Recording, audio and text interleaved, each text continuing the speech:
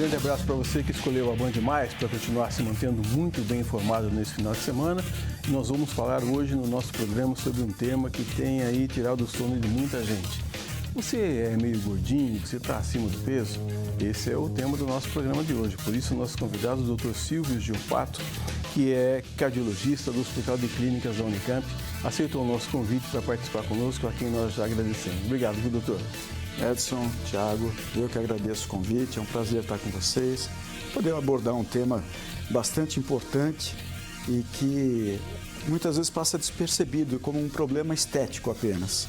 E ele é muito mais do que isso, né? Ele é uma doença importante e que tem sérias consequências e precisa ser observado, olhado com mais atenção pela população geral. Meu parceiro aqui de programa é o Thiago Dantas, que não tem nenhuma preocupação com relação ao excesso de peso, não é, Thiago? Por enquanto. Edson, doutor, bem-vindo aqui ao nosso programa. Olá para você que nos acompanha. Por enquanto. Essa história que ele falou de por enquanto é interessante, porque por enquanto a gente está magrinho. Não é o meu caso. Por enquanto a gente está magrinho. Daqui a pouco, como diria minha mãe, se fosse possível, a coisa desembesta, doutor. Não tem mais controle disso, doutor? Existe um processo de adaptação do próprio corpo, né? A partir da terceira década, nós passamos a perder massa muscular e ganhar massa gorda. Então, isso é um problema da espécie humana, faz parte do envelhecimento, mas que pode ser diminuído, pode ser controlado. Tiago, cuidado só com a boca e mantenha a atividade física. São os segredos para manter o corpinho que você tem agora, né? Porque isso vai impactar lá no futuro. Então, essa noção de que nós envelhecemos, isso é bom, porque só envelhece quem está vivo, então isso é bom, mas temos que tomar alguns cuidados para evitar evoluir para a obesidade e para a sarcopenia, que é um termo técnico para se falar pouco músculo, perda de músculo, né? E isso tem um impacto muito grande na saúde e na qualidade de vida, mais lá na frente, na quinta, sexta década, a partir daí, essas fibras musculares vão fazer muita falta. Eu acho que é esse que é o truque, Dantas. Falta orientação no começo da vida, viu? E sabe o que causa a obesidade, Edson? A pessoa comer bastante caloria e não queimar, né, doutor? Ou seja, se a pessoa come, mas ao mesmo tempo está praticando exercício físico, ela tem chances de não chegar ao nível de uma obesidade, né? Tiago, a obesidade é uma doença bastante complexa. Ela envolve questões genéticas, questões ambientais, comportamentais. Então, ela é um conjunto de fatores que levam à obesidade. Mas o que você colocou faz sentido. É um problema matemático. Quando você ingere mais calorias do que gasta, você acumula. E isso vai gerar obesidade. Fosse simples assim, seria fácil tratar a obesidade, mas ela é muito mais complexa do que isso. Porém, esse é o primeiro passo. Essa é a primeira consciência que a pessoa precisa ter. Ela precisa ter um balanço negativo entre o que ingere e o que gasta. Ela tem que gastar mais do que ingere. Então, esse problema matemático tem que estar na nossa mente, mas tem muitas outras coisas que a gente precisa fazer também para tanto evitar como para se livrar da obesidade ou não deixar ela evoluir. Agora, doutor, eu acredito nos dados que a Fabiana mandou para a gente, mas eu queria ouvir do senhor. Tem muita gente acima do peso no país? Muito. Quando a gente gradua o sobrepeso e a obesidade, nós temos a faixa da normalidade, do peso. Depois disso vem o sobrepeso e depois vem a obesidade. Quando nós pegamos todas as pessoas na população geral que está acima do peso normal, ou seja, está no sobrepeso, daí para cima, então junta sobrepesos e obesos, você tem quase 70% da população nessa faixa, ou seja, já passou os limites da normalidade. E a obesidade, ela vem crescendo muito no mundo todo.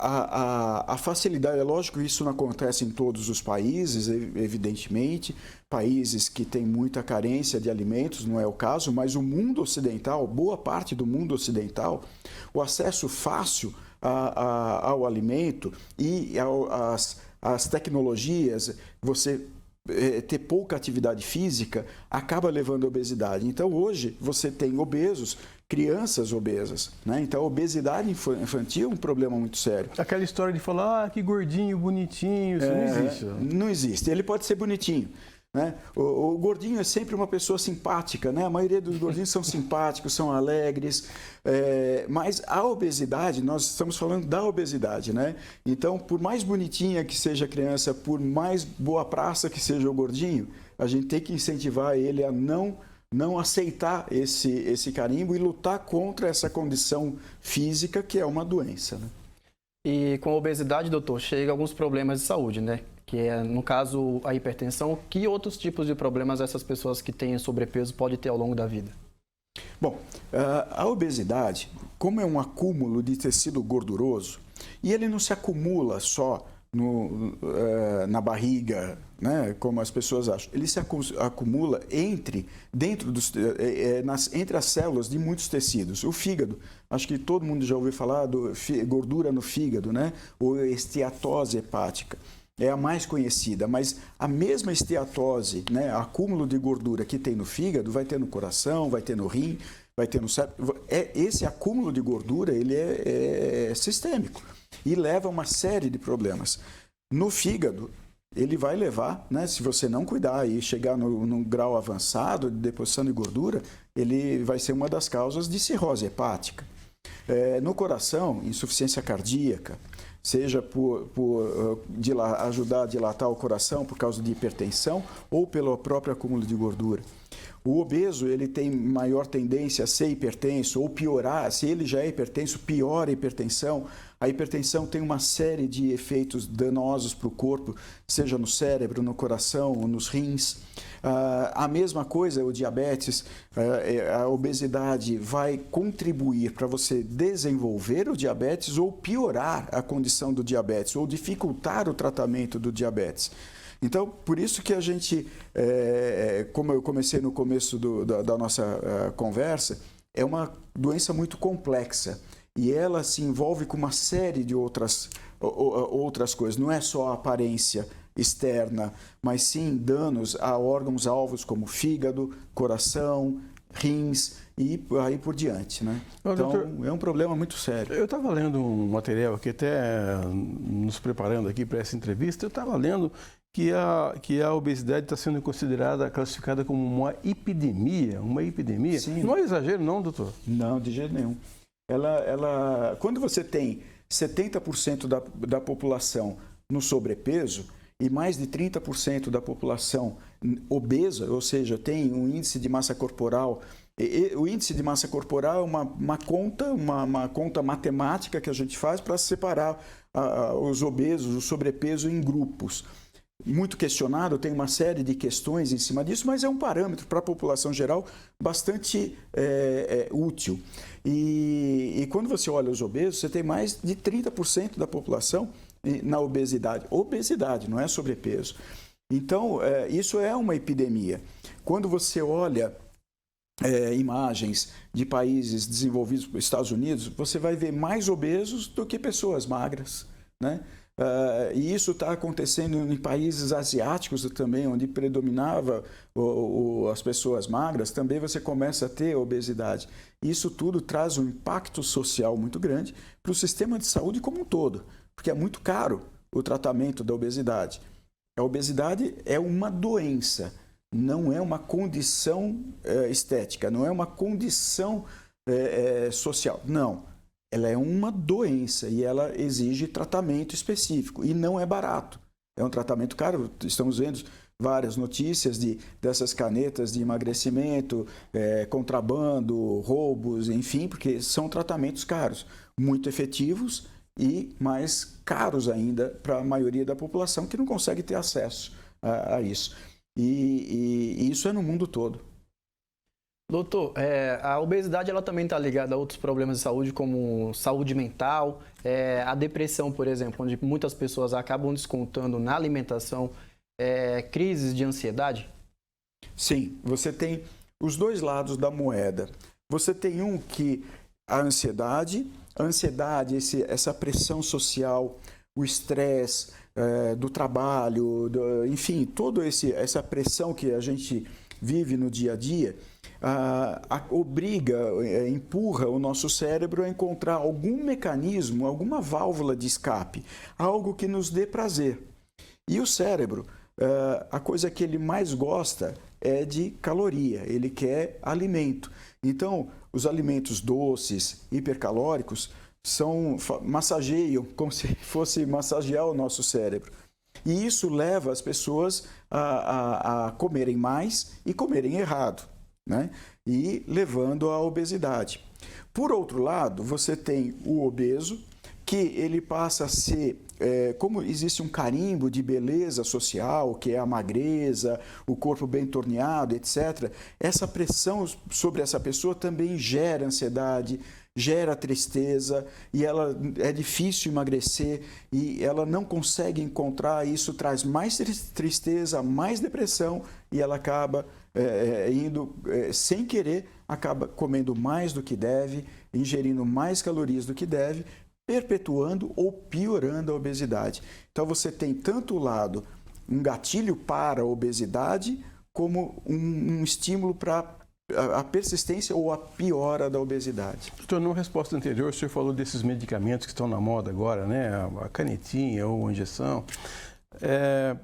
Mas o governo anda muito preocupado agora, porque as pessoas estão usando de uma maneira indiscriminada, e o senhor disse, apesar da efetividade, apesar de ter um resultado bom, é perigoso para a saúde, não é, doutor? Veja, Edson, todo remédio, dependendo da dose, pode ser veneno. Água é um excelente remédio, todos nós sabemos, mas o excesso também é veneno. Então, não existe nada sem efeito colateral. Tudo tem uma indicação médica, e tem que ter um acompanhamento médico. Todas essas drogas, esses medicamentos foram desenvolvidos para o tratamento do diabetes. E nas pesquisas para esses medicamentos, se observou uma acentuada perda de peso. E o controle do diabetes foi muito bom, porque a perda de peso contribui também para o controle do diabetes. Então, eles mostraram resultados muito importantes sobre a saúde cardiovascular. E quando se testou esses medicamentos em pacientes não diabéticos, mostra que o risco de hipoglicemia, que é o grande problema quando você dá remédio para o diabetes, baixar demais o açúcar, isso é muito perigoso, esses medicamentos não induzem esse problema da hipoglicemia. Então, se testou em obesos não diabéticos e se encontrou perda de peso significativa e uma série de efeitos positivos sobre o sistema cardiovascular. Então, são medicamentos extremamente positivos no controle da obesidade, no tratamento da obesidade, consequentemente de todos aqueles outros problemas que a gente conversou aqui. Mas não é porque ele funcionou em estudos controlados que ele vai funcionar em toda a população.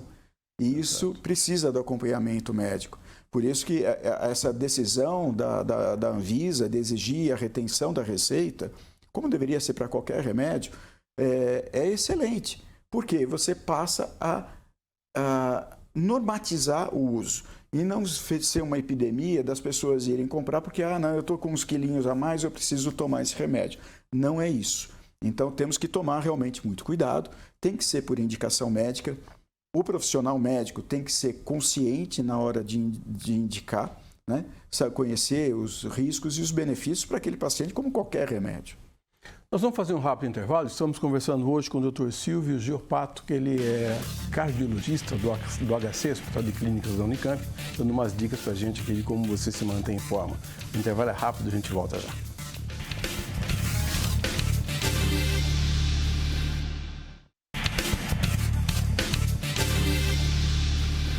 Voltamos com o nosso Band Entrevista de hoje, conversando com o Dr. Silvio Giopato, que é cardiologista do Hospital de Clínicas da Unicamp.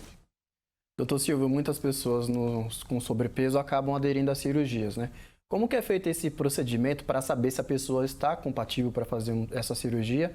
E também eu queria que o senhor comentasse, na verdade, é que muitas vezes as pessoas acabam fazendo a cirurgia achando que o milagre vai ser feito ali e acabam descuidando na hora da alimentação pós-cirurgia e acaba ganhando de novo todo o peso que foi perdido ali durante a cirurgia. Queria que você falasse também sobre essa questão do cuidado pós a cirurgia. Bom, Tiago, a cirurgia ela é indicada para pacientes com obesidade num determinado nível que nós chamamos de obesidade mórbida, o grau 3 da obesidade. Então, não é para todo mundo que é indicada a cirurgia bariátrica. Existe uma série de critérios muito rigorosos para a indicação. Para se indicar a cirurgia bariátrica, porque ela é muito mais invasiva do que um tratamento com medicamento, seja injetável ou ingerido por boca. Mas é um tratamento muito efetivo. Porém, é preciso que haja um trabalho, ele é um trabalho multidisciplinar entre a equipe cirúrgica, psicólogos, nutricionistas, porque você precisa também resetar a cabeça, né, o comportamento mental da pessoa que vai ser submetida à cirurgia. Porque se ela não obedece às regras e ela vai aos poucos aumentando a quantidade que ela vai ingerindo, o que sobrou do estômago pode ir crescendo e ela ganhar todo o peso de novo e colocar tudo a perder, né? Ou acaba substituindo, ela para de comer, de se alimentar com alimentos saudáveis e passa a utilizar alimentos hipercalóricos em pequena quantidade, mas extremamente calóricos, e aí aquela matemática, aquela equação vai desviar de novo para o ganho de peso. E traz sérias consequências. Então, tem que haver um trabalho emocional muito grande, né? Porque são pessoas que estão acostumadas, se adaptaram a um tipo de dieta durante uma vida. E aí você tira pedaço do estômago, reduz, põe balão, faz, seja lá qual for a técnica utilizada, desvia trânsito intestinal, enfim, seja qual for a técnica utilizada, aquela pessoa não vai mais poder ter aqueles hábitos. E isso pode ser um problema sério, a pessoa pode não aceitar. Então ela precisa, ok, eu estou preparado para isso, porque é um baque, é uma mudança muito radical. Então esse trabalho todo pré-cirúrgico e pós-cirúrgico é muito importante para que não coloque a perder todo o sacrifício que foi uma cirurgia, que não é uma cirurgia pequena e que envolve riscos, porque estamos tratando de pacientes muito obesos. E uma curiosidade, uma vez realizada a cirurgia, é possível fazer novamente, doutor? Olha, Tiago, essas reversões, tentar reverter ou recorrigir, depende da técnica que foi utilizada, né? Na maioria, não. Porque as técnicas, quando se faz técnica de desvio, de trânsito, o que pode fazer é reverter, mas não é uma coisa simples e o risco cirúrgico fica bem mais alto. Em 1983, o mundo perdeu uma cantora chamada Karen Carpenter, do grupo Os Carpenters. Aliás, Karen é o nome da minha filha, que está sempre assistindo o programa aqui também. E o efeito era, ela olhava para o espelho e achava que estava gorda. E começou a parar de comer, parou até que morreu. Uhum. A obesidade também é um problema de saúde mental, doutor? Sim, sem dúvida. O emocional influencia demais. Isso pode vir desde a infância, né? Então, dependendo dos hábitos alimentares da família, aquela criança vai incorporar aqueles hábitos. Minha família, todo mundo é gordinho, eu sou gordinha, todo mundo... E a coisa vai crescendo numa bola de neve, e quando chega lá na frente, o retorno é muito dolorido, né? E às vezes até impossível. Dependendo do estado que chegue, da condição clínica do paciente, ele não tem um tratamento mais efetivo.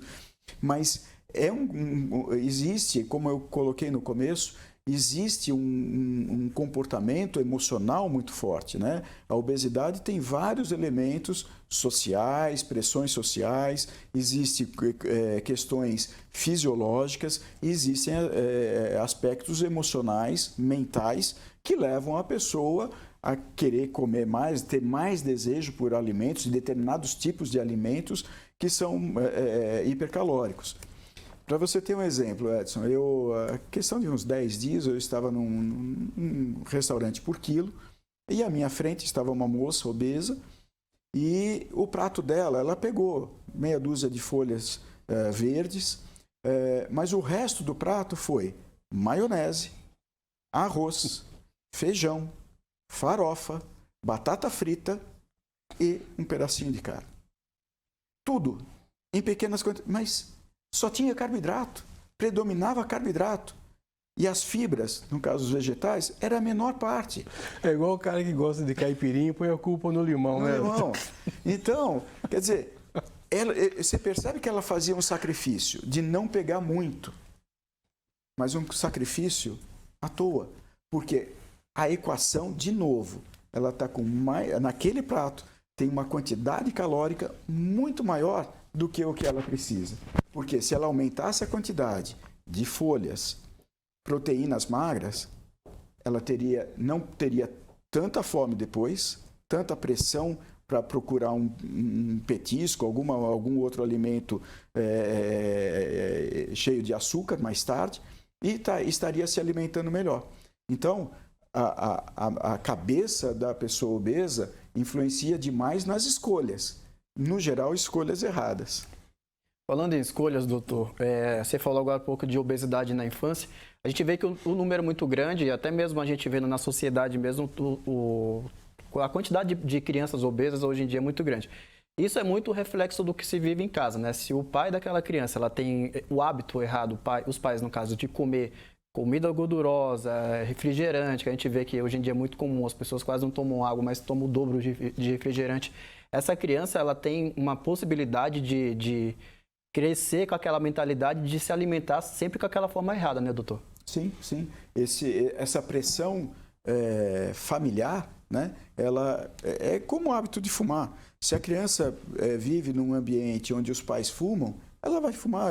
A chance dela se tornar um tabagista é muito grande. A mesma coisa com a obesidade. As escolhas, se a família tem escolhas alimentares erradas, ela também vai ter, achando que aquilo é o correto. Eu sou cardiologista intervencionista, faço cateterismos. Esse final de semana foram 4 infartos, 5 aliás, começando na sexta-feira à noite. E cada vez nós estamos pegando pacientes mais jovens. E é muito comum as pessoas perguntarem para mim, está sendo comum um paciente mais jovem? Sim. Poxa, mas essa não é uma doença de pessoas acima dos 40, 50, 60 anos de idade? Era para aquela geração dos anos 70. Porque aquela geração que nasceu nos anos 30, 40, cresceram sem transporte público, cresceram sem carro em casa, cresceram sem escada rolante, cresceram sem elevador. Elas iam na padaria buscar o pão para o pai e para a mãe a pé. Elas iam e voltavam para a escola a pé. Elas brincavam na rua. Os jovens de 30 anos de hoje é da geração dos anos 90 que foi acostumada com videogame, com televisão, com playground. Ela não acostumou a jogar bola na rua. Era playground. E essa outra geração, agora, pior ainda. Porque é a geração do celular, é a geração que não vai mais nem no playground. Então, nós estamos encurtando o caminho entre o nascimento e a primeira manifestação das doenças coronarianas. Porque a doença de deposição de gordura nas artérias não começa aos 30 anos. Ela começa na infância. Então, da hora que a mãe tira a criança do peito e começa com a papinha, ali foi dado o start. Começou a dar o start para a deposição de colesterol na parede das artérias. Então, todos nós temos deposição de gordura na parede das artérias. Essa doença vai se manifestar, antigamente, depois dos 40, 50 anos. Agora, ela já começa a se manifestar aos 30 e vai diminuir. Por quê? Os hábitos alimentares são muito ruins desde cedo.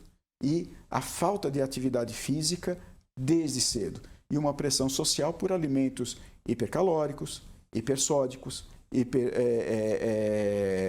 gordurosos e o resultado não vai ser bom. Doutor, a gente já está caminhando aqui para a parte final do nosso programa, mas copiando aqui os apresentadores antigos, olhando na lente da verdade, doutor, dá umas dicas aí para nós que estamos gordinhos, acima do peso. Bom, Edson, a primeira coisa é se conscientizar da importância das boas escolhas alimentares. Montar um prato colorido. Reserve metade do seu prato para folhas e legumes. A outra metade, divida em mais duas partes. Uma parte é proteína e a outra parte é carboidrato. E o que é carboidrato? É arroz, feijão, é massa. Então, se você gosta de lasanha, é um pouquinho de lasanha. E uma carne não gordurosa. E abuse dos vegetais. Evitar, é muito comum um erro as pessoas acharem o azeite é um excelente tipo de óleo, mas ele engorda igual a banha. Então também não pode abusar na quantidade do azeite. Ele tem que ser só para dar um gostinho. E atividade física. Nós somos seres que fomos moldados para sermos ativos. Precisamos praticar atividade física.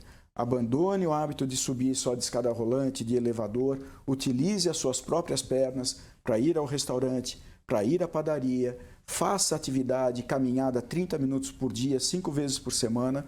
Mudando resetando esses hábitos, muita coisa vai mudar na sua vida. Não vai ser a solução, mas muita coisa vai mudar na sua vida e vai melhorar a sua qualidade de vida.